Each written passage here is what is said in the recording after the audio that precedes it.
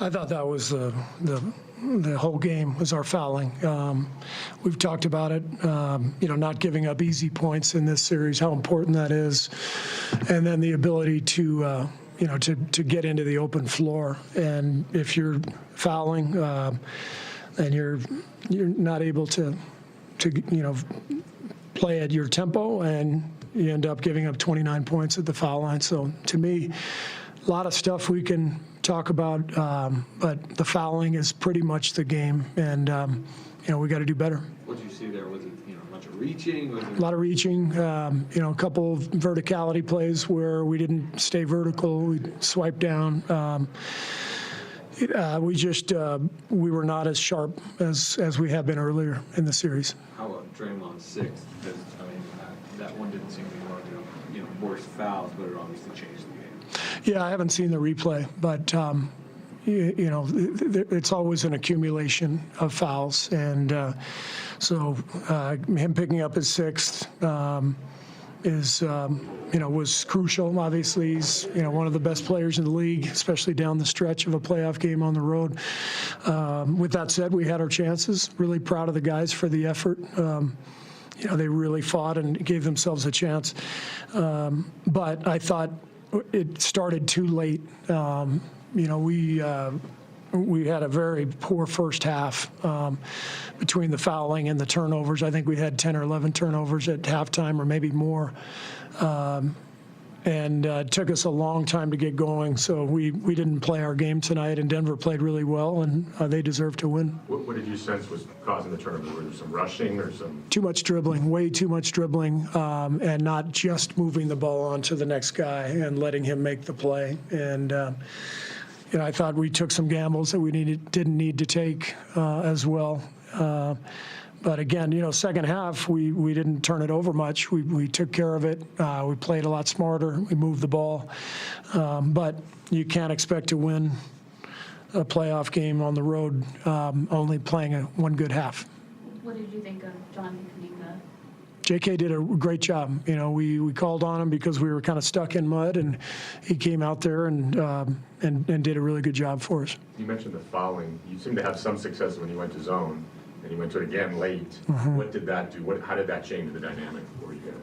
Well, you just try to give a different look. Jokic is so good that you've got to change the look here and there, and hope that the changing speeds, changing the look can get you a couple stops. They seem to kind of sniff out that law late. Yeah. Was that the number one option on that play? And I guess, we'll just take me through that. Yeah. I would like that play call back, frankly. There's 33 seconds, so we're thinking a 2-for-1. If we get a 2-for-1, then we can tie the game and have a chance to win it at the end. So it's a good 2-for-1 situation, but the lob wasn't there, and it's if I could do it over again, I'd probably draw up something different. But they made a great defensive play, and give them credit. What do you think of Clay's ability to manage? 4 fouls, and then he was able to manage the foul situation. What do you think of his performance in the second? Clay was great. Yeah, he's he picked up the 2 early ones, and that changed our rotation a little bit. And he picked up the 4th in the last 0.8 of the half, which was kind of infuriating. But he managed to play through that in the second half, and Clay was fantastic. How would you evaluate Jordan's performance today, and was there anything specific you noticed that the Nuggets were doing to be effective? Well, they were more physical with him tonight for sure, and Gordon got into him, and that's to be expected at this point. Jordan has made a name for himself around the league, and he's played so well.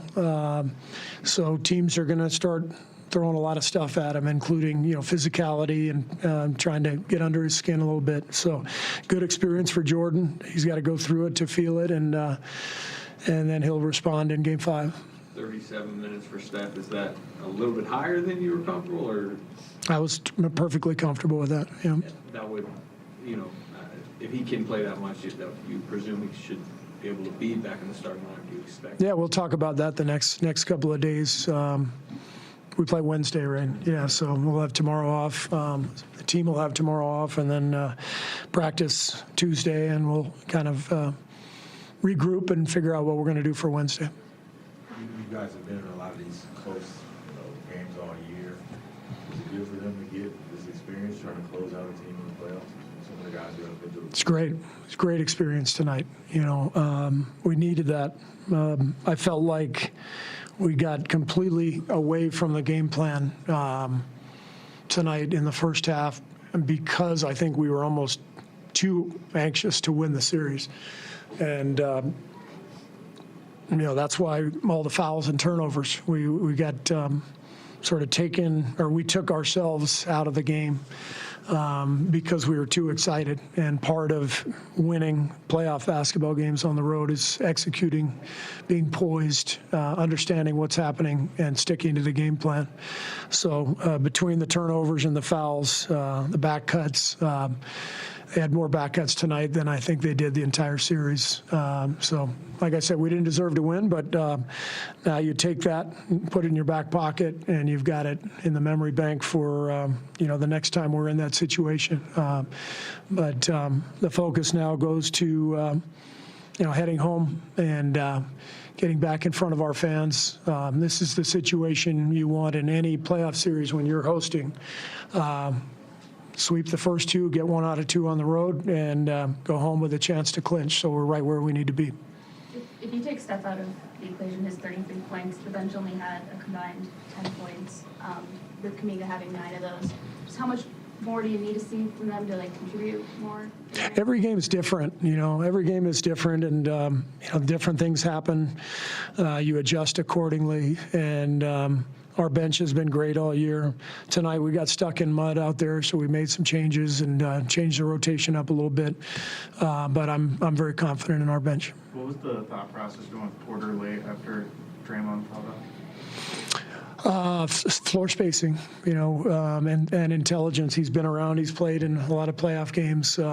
He knows what he's doing out there, and great screen setter. We knew we were going to set high screens on Jokic, and Otto's a really, really good basketball player, and he's got size, and he made the most sense to close the game. How'd you see that last play when Barton made that 3 from the corner? Obviously, they sort of collapsed on Yeah. which you need to do, I'm sure. But how did that sort of unfold in your eyes?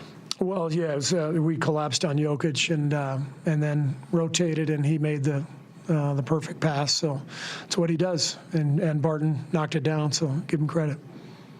All right, one question on Zoom. Monty Poole, go ahead. Yes, Steve. Clay had the 2 early fouls. He started off really well before the 2 fouls, and he had to sit for a while. When he came back, it appeared he picked up exactly where he left off. You would think there might be a loss of rhythm. Just about his recovery and the way he played through the fouls and performed for you. Yeah, Clay was great. It's not the first time he's been in foul trouble. So he's been through this before. He's been through everything. 5 trips to the finals. He's seen it all. So he kept his composure, and even after picking up his 4th, we decided to start him in the third quarter, just being down and knowing we needed to get into a good rhythm. And Clay came through big time. He was fantastic. Great. Thanks. A couple guys in here.